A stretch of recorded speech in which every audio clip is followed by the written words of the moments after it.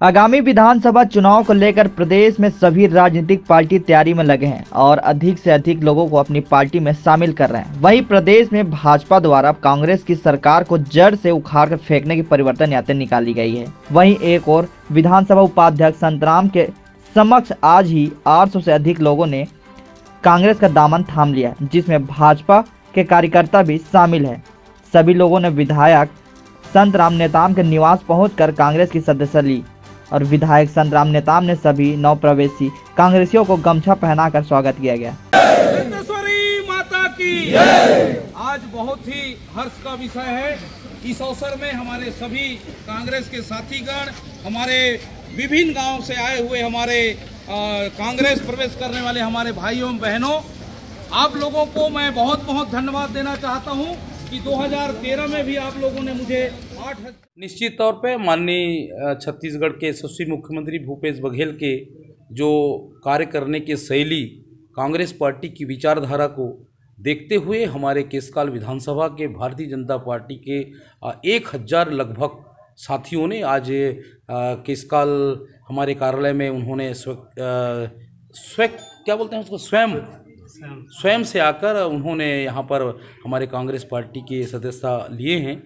निश्चित तौर पे इस बात की मुझे खुशी है कि भारतीय जनता पार्टी के जो साथी आज हमारे यहाँ ज्वाइन किए हैं, उनसे मेरी बात हुई। उन्होंने कहा कि भारतीय जनता पार्टी में हम लोग लगातार काम किए पर उसमें हमको सम्मान नहीं मिला।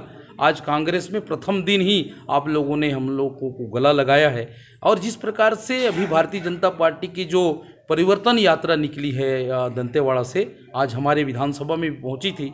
मैं उनको कहना चाहता हूं, उनको सुझाव देना चाहता हूं कि 2013 में हमारे किसानों को उन्होंने कहा था कि 2100 रुपये धान का कीमत देंगे, 300 रुपये हम बोनस देंगे, पर उन्होंने दिया नहीं।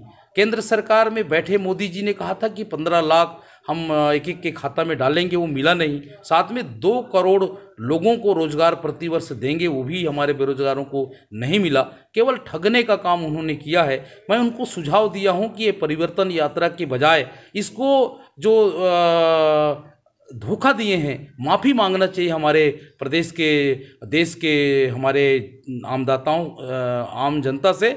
और इसको मैं ये कहना चाहूँगा, उनसे ये मांग रखता हूँ कि ये माफ़ी मांगना भी चाहिए और इसको क्षमा यात्रा, माफ़ी यात्रा, इसको नाम देना चाहिए। ऐसा मैंने उनको सुझाव भी दिया है।